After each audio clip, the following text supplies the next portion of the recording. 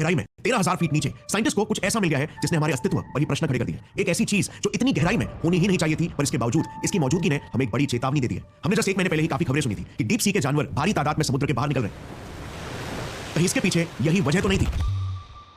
साल 2013 का एक दिन डीप सी साइंटिस्ट एंड्रयू स्वीटमैन और उनकी टीम गहरे पानी के जानवरों की सेहत का पता लगाना चाहते थे। उन्हें आभास था कि डीप सी के जानवरों को इस पर्टिकुलर इलाके में स्पेसिफिकली काफी खतरा हो सकता है, द क्लैरियन क्लिपर्टन जोन सीसीजेड में, जो पैसिफिक ओशन में हवाई और मेक्सिको के बीच में पड़ता है। अब खतरा क्यों, इसके बारे में मैं आपको कुछ ही देर में बताऊंगा, मगर इसी सोच से एंड्रयू स्वीटमैन ने इस इलाके में अपनी खास machine automated sea floor lander को समुद्र के 5000 मीटर नीचे भेजा। जैसे ही लैंडर नीचे पहुंचा, उसका मुंह खुला और वो गहरे पानी को अंदर खींचने लगा एक स्पेशल चेंबर में। इसे बेंथिक चेंबर कहते हैं। ये बेसिकली एक टैंक है जो गहरे पानी को अपने अंदर कैप्चर करके उसे आइसोलेट करके उसे अपने अंदर लगे सेंसर्स के द्वारा स्टडी करता है। इसके जरिए उन्हें पता लगाना था कि समुद्र के इतने डीप वाटर्स में ऑक्सीजन की मात्रा आखिर कितने स्पीड में कम होती है, क्योंकि जैसे हमें सिखाया गया है ऑक्सीजन का 80% प्रोडक्शन समुद्र की सतह पर होता है, प्लांट्स, एल्गे, फाइटोप्लैंक्टन्स और कुछ बैक्टीरिया द्वारा फोटोसिंथेसिस प्रोसेस के जरिए, और फिर यही ऑक्सीजन समुद्र के नीचे के गहरे लेयर्स में डिसॉल्व होकर जाता है, जो मरीन लाइफ को जिंदा रखता है। यानी कि ऑक्सीजन की मात्रा धीरे-धीरे समुद्र के गहरे लेयर्स में जाते-जाते कम होती चली जाती है, क्योंकि नेचुरली ऊपर की सारी मछलियां उसे यूज कर लेती है। मगर अपने इसी खोज में एंड्रयू स्वीटमैन ने जो देखा वो बिल्कुल ही अजीब था। ऑक्सीजन की मात्रा कम होने की जगह पे उल्टा और तेजी से गहराई में बढ़ रही थी। सारी मछलियों के ऑक्सीजन को यूज करने के बावजूद ऑक्सीजन कम नहीं हो रहा था, बल्कि और बढ़ रहा था। अब कुछ एरियाज में तो इवन सतह के पानी से भी ज्यादा ऑक्सीजन उन्हें गहरे समुद्र में मिला। ये ऑब्जर्वेशन इतना वियर्ड था कि एंड्रयू और उनकी टीम को तो पहले तो यकीन ही नहीं हुआ। उन्हें दोबारा टेस्ट करना पड़ा डिफरेंट मेजरमेंट इक्विपमेंट्स यूज करके,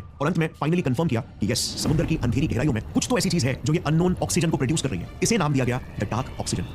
बट ये डार्क ऑक्सीजन आखिर प्रोड्यूस कैसे हो रहा था, और ये अब तक हमसे कैसे छुपा रह गया? क्या जो डीप सी के अतरंगी और जायंट क्रीचर्स हैं वो इस डार्क ऑक्सीजन पर डिपेंडेंट है? क्या उनकी लाइफ के एवोल्यूशन में इस डार्क ऑक्सीजन का कोई रोल रहा है? ये सारे सवाल एंड्रयू को सताने लगे, और फिर एंड्रयू की नजर एक बहुत ही इंटरेस्टिंग ऑब्जर्वेशन की तरफ गई। आपको याद है शुरुआत में मैंने कहा था एंड्रयू को एक चिंता सता रही थी कि डीप सी के जानवर खतरे में हो सकते हैं। आखिर कारण क्या था? क्योंकि ये जो क्लैरियन क्लिपर्टन जोन है ना, ये एक बहुत ही फेमस इलाका है स्पेसिफिकली डीप सी माइनिंग के लिए। ये लिटरली अरबपतियों के पैसे छापने की मशीन है, क्योंकि रिसर्च के हिसाब से सिर्फ इस अकेले इलाके में trillions of dollars of metals and minerals मौजूद है, जिसका अगर नंबर्स में वैल्यूएशन करें तो वो आंकड़ा आएगा करीब 16 से 17 trillion dollars. Just imagine, trillions of dollars worth of metals and minerals यहां पर मौजूद है, जिनमें से सबसे इन डिमांड मेटल्स है जैसे मैंगनीज, निकल और कोबाल्ट, जो लगभग 75% से 85% यहीं पर सिर्फ और सिर्फ एक सोर्स से मिलता है, और वो सोर्स है ये बताटे के आकार और शेप के छोटे-छोटे पत्थर।